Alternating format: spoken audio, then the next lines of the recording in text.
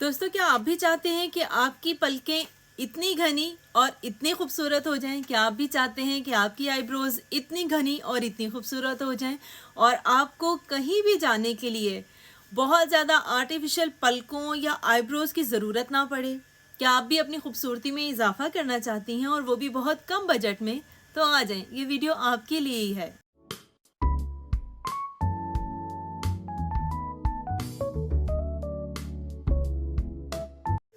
अस्सलाम वालेकुम दोस्तों, जैसा कि आप जानते हैं कि मेरा नाम द्वारज़ा है। इस चैनल पे हम बात करते हैं ब्यूटी टिप्स एंड ट्रिक्स के बारे में, DIYs के बारे में, सेल्फ ग्रूमिंग के बारे में और सेल्फ मेंटेनिंग के बारे में।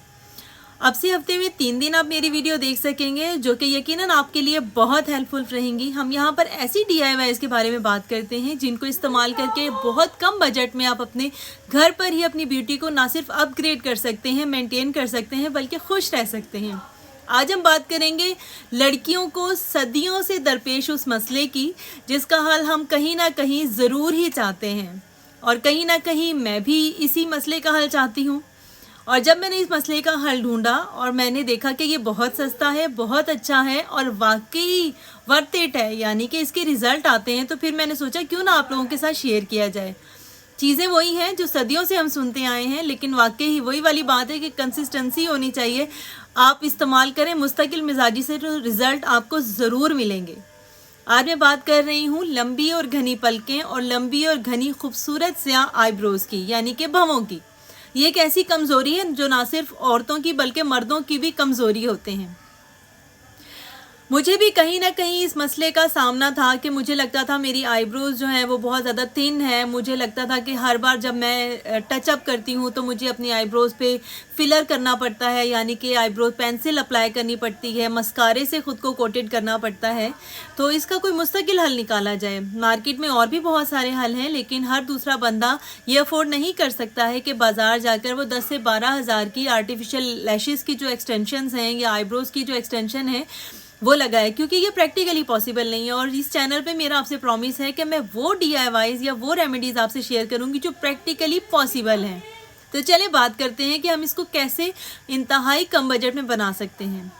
एक तो चीज़ जो बचपन से हम सुनते आए हैं कि पलकों और आईब्रोज को घना करने के लिए, यानी कि किसी भी बाल की ग्रोथ को मोटा और घना करने के लिए कैस्टर ऑयल इस्तेमाल होता है, और ये हमेशा से बहुत फ़ायदेमंद रहता है। तो दोस्तों, एक इंग्रेडिएंट तो हो गया कैस्टर ऑयल का। दूसरा जो बहुत मैजिकल इंग्रेडिएंट मैं आपसे बताने वाली हूँ, इसके लिए आपके पास 2 ऑप्शन है, लेकिन मैं आपसे कहूँगी कि मैं आपको इंसिस्ट करती हूँ कि आप ऑप्शन नंबर 1 ही चूज़ करें और उसे ही इस्तेमाल करें।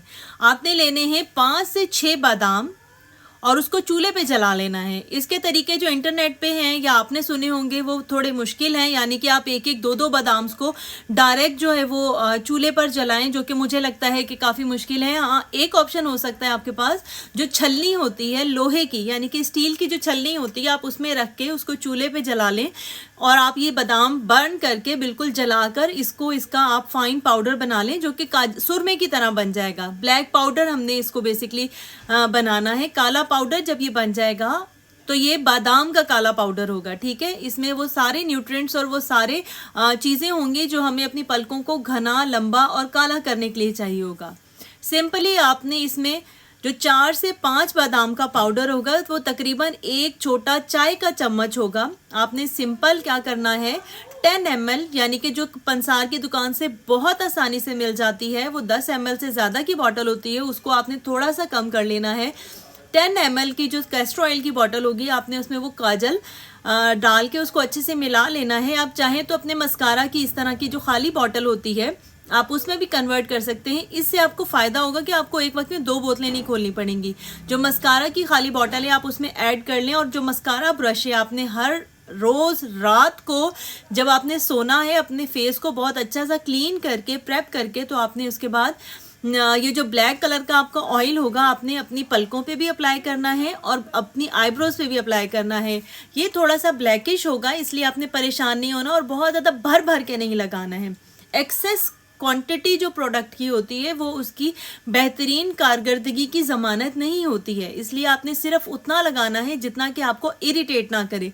पता चले कि आप सुबह तक भूत बन के बैठे हो कि आपकी आईब्रो का ऑयल यहाँ तक आ रहा है और आपके पलकों का ऑयल आंखों के अंदर जा रहा है, तो ऐसा कुछ नहीं करना, रादर कि ये तेल आपके लिए नुकसानदेह नहीं है, लेकिन फिर भी आपने इसको लिमिटेड क्वांटिटी में लगाना है और आपने 10 से 15 दिन मुस्तकिल इस्तेमाल करना है। अगले दिन आपने किसी भी अच्छे साबुन से, किसी भी अच्छे क्लींजर से अपने फेस को वॉश कर लेना है। आप देखेंगे कि 10 से 12 दिन मुस्तकिल इस्तेमाल से आप अपने बालों के बेबी हेयर्स आना शुरू हो जाएंगे और जो आपके पलकों और भवों भी जो बाल हैं उनकी जो सेहत है वो आपको मोटी होना नज़र आएगी, वाज़ेह फ़र्क आप महसूस करेंगे। और ना सिर्फ ये आपकी पलकों और आईब्रोज के लिए कारआमद है, बल्कि जो जिन लोगों का सामने से जो फ्रंट होता है, जो गंजपन शुरू हो जाता है, ये अगर माइनर्स आप वहाँ पर भी अप्लाई करना शुरू कर देते हैं। मैंने 2 से 3 लोग अपनी ज़ाती ज़िंदगी में ऐसे देखे हैं जिन्होंने कोई बहुत महंगी ट्रांसप्लांट नहीं करवाए, कोई बहुत महंगी PRP नहीं करवाई हैं, कोई बहुत ज़्यादा, क्योंकि वो जॉबियन थी और उनको इतना ज़्यादा टाइम नहीं मिल पाता था। तो जब मैंने सुना कि ये किस चीज़ से उनके ये हेयर्स जो हैं वो इतने उनके बेबी हेयर्स आ रहे थे, उनका पूरा फोरहेड जो है वो कवर हो गया था, तो उन्होंने जब बताया कि जी मैंने सिर्फ मुस्तकिल मिजाजी से 2 महीने कैस्टर ऑयल में बादाम का, जो बादाम होते हैं वो जलाकर वो इस्तेमाल किया था और अब ये देखिए मेरा सारा गंजपन दूर हो गया है। तो सारी बात ये होती है कि मुस्तकिल मिजाजी से आप क्या इस्तेमाल करते हैं।